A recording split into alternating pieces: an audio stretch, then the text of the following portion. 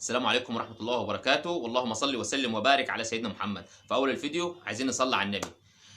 النهارده يا جماعة عايز أول حاجة أقولها لكم العوافي عليكم. هنتكلموا على أنوش، صاحبة قناة على اليوتيوب طبعا، وكان لها محتوى روتين. الحكاية واللي حصل فيها ولحظة القبض عليها أحكي لكم الحكاية بالتفصيل. أنوش البداية بتاعتها ابتدت من بداية كورونا، كانت متجوزة سمسار. طبعا لما بدأت كورونا وكده السمسار حاله ريح، ما بقاش فيه شغل، ما بقاش فيه دخل. بدأت المشاكل بينهم، في عيال طبعا وفي مصاريف وفي كده، بدأوا يتخانقوا مع بعض، انفصلوا عن بعض. طبعا في مشكلة كانت بينهم، انفصلوا عن بعض وطلقها وكده، وكل واحد راح لحاله. انوش تعمل ايه؟ تصرف على العيال منين؟ جت واحدة من صحابها قالت لها ما تعملي قناة على اليوتيوب.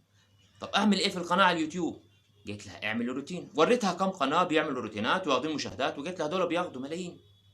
الفكرة ضربت في دماغ انوش، عملت القناة على اليوتيوب، بس عشان تعمل الروتينات كانت خايفة لحد يعرفها، راحت لبست نقاب وبقت انوش في كل فيديو تعمل الروتين. طبعا كانت تعمل شوية حركات ملفتة كده عشان الفيديو يتشاف.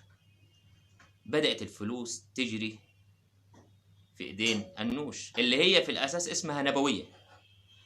اشتغلت نبوية او انوش في الفيديوهات دي بتاعت الروتين اليومي اللي احنا كلنا عارفينها وقرفانين منيها، تمام، بس بالنقاب وبألفاظ بس مش جريئة قوي، بسيطة يعني. وبدأت الفلوس تجري في ايديها وي وي وي والدنيا كبرت معاها. وفي يوم من الايام طليق انوش سمع صوت انوش، لما اتفرج على الفيديو عرفها. طبعا هي لابسه نقاب على اساس ان محدش يعرفها، بس جوزها عرفها من صوتها.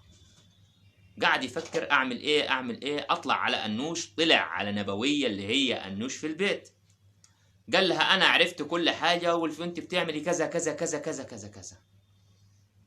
انوش طبعا اتفاجئت ان هو عرفه. طب اعمل ايه؟ طب مش عارف ايه.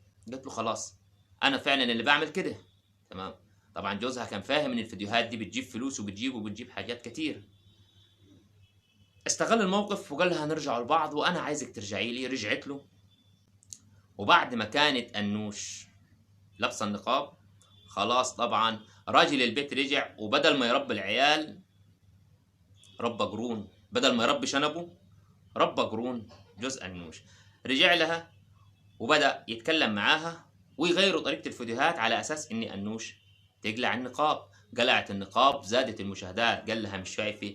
مش قلت لك يا أم العيال؟ قالت له تعيش لي يا أبو العيال. ابتدت الفلوس تجري في إيد أنوش وجوزها طبعا، وبعد كده ابتدوا يعملوا فيديوهات أجرأ. وعلى فكرة اللي كان بيصورها من بعد ما قلعت النقاب رجل البيت، الظهر والسند هو اللي كان بيصور انوش، وهو اللي بيقول لها على الحركات اللي تعملها. وطبعا فيديوهاتها ناس كتير كانت يعني شافتها واتشافت.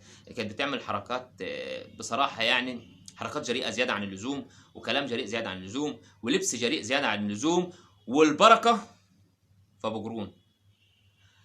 مرت الايام وعدت، والحمد لله الحمد لله بعد ما انوش بقى معاها فلوس كتير واشترت شقق واشترت والدنيا حلوة يعني. الشغل ده بيجيب فلوس، بس ربنا طبعا بيحاسب، يمهل ولا يهمل.